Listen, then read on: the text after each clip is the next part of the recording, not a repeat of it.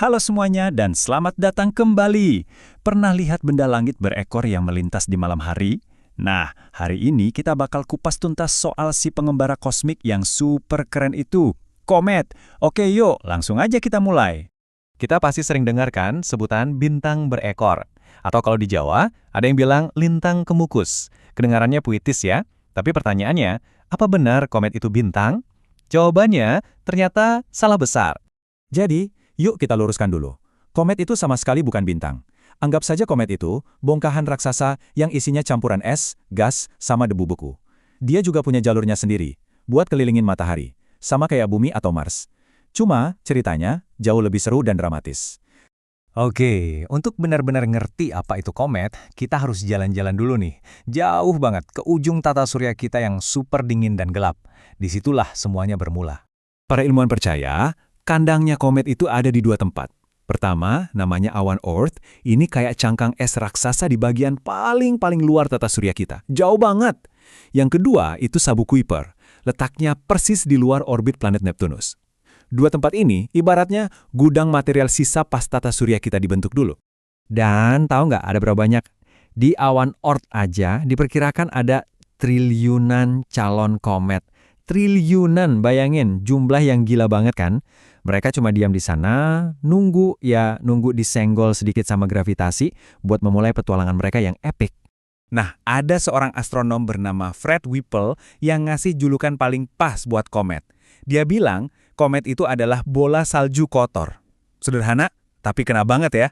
Ya karena emang isinya itu, bola salju raksasa yang kecampur sama debu dan kerikil-kerikil kosmik. Terus gimana caranya komet ini mulai jalan?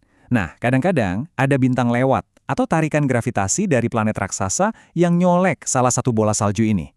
Senggolan itu cukup buat ngelempar dia keluar dari sarangnya, memulai perjalanan panjang menuju pusat tata surya kita, matahari. Tapi jangan bayangin langsung kelihatan keren ya. Waktu masih jauh banget dari matahari, komet itu cuma bongkahan batu es yang gelap dan dingin. Diameternya cuma beberapa kilometer, meluncur sendirian di kegelapan. Nggak ada ekor, nggak ada cahaya, sama sekali nggak kelihatan istimewa. Tapi, semua itu berubah total begitu dia makin dekat sama matahari. Disinilah transformasinya dimulai. Ada 3 tahap penting yang mengubah bongkahan es membosankan tadi jadi pertunjukan cahaya yang, wah, spektakuler. Pertama, pas makin dekat, panas matahari mulai manggang inti komet. Es di permukaannya nggak meleleh jadi air, tapi langsung nguap jadi gas. Proses ini namanya menyublim. Gas dan debu yang keluar ini kemudian menyelimuti intinya, membentuk semacam atmosfer raksasa yang bercahaya. Namanya koma. Dan ukurannya bisa bengkak sampai 100.000 kilometer loh. Itu lebih besar dari planet Jupiter loh. Oke, setelah koma terbentuk, muncullah bagian yang paling kita kenal. Ekornya. Ekor komet yang panjang dan megah itu.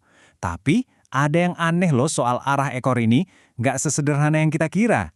Faktanya, kebanyakan komet itu punya 2 ekor, bukan cuma 1.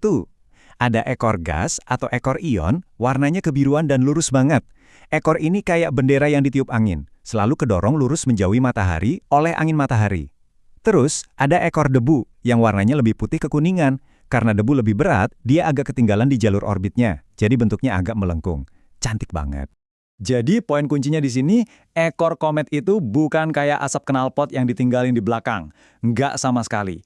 Ekornya itu selalu menuju menjauhi matahari. Artinya apa? Artinya pas komet udah ngelewatin matahari dan mulai bergerak menjauh, ekornya malah ada di depan kometnya. Aneh kan? Ini bukti betapa kuatnya angin dan radiasi dari bintang kita. Nah, setelah melewati puncak perjalanannya dekat matahari, terus gimana nasib si pengembara es ini? Apakah ceritanya selesai? Yuk kita lihat babak akhir dari petualangan si komet. Contoh paling terkenal tentu saja komet Halley. Dulu, astronom Edmund Halley sadar kalau komet yang muncul di beberapa tahun berbeda itu ternyata benda yang sama. Dia ngitung kalau komet ini bakal balik lagi setiap 76 tahun. Terakhir dia muncul tahun 1986 dan dia bakal mampir lagi nyapa kita di tahun 2061. Mungkin sebagian dari kita masih bisa lihat.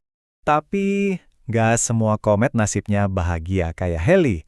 Ada banyak akhir cerita yang mungkin, ada yang hancur lebur karena terlalu dekat dengan matahari, ada yang, ya ampun, nabrak planet.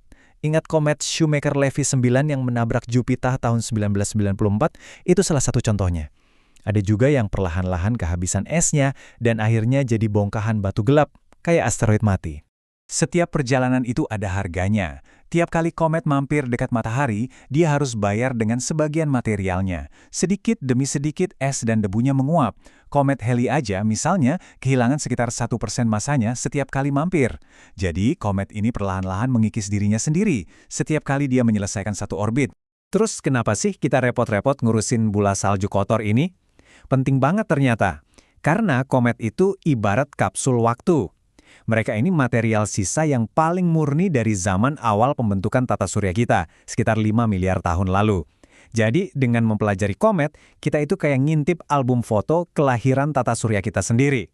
Jadi, lain kali kalau Anda lihat ada bintang jatuh, ingat ya, itu kemungkinan besar serpihan debu dari ekor komet yang baru aja lewat. Dan komet itu, dia bukan cuma benda langit, tapi fosil beku dari masa lalu kita. Pertanyaan besarnya, rahasia apa lagi tentang asal-usul kita yang masih terkunci di dalam es purba itu? Menarik buat dipikirkan. Terima kasih sudah menyimak.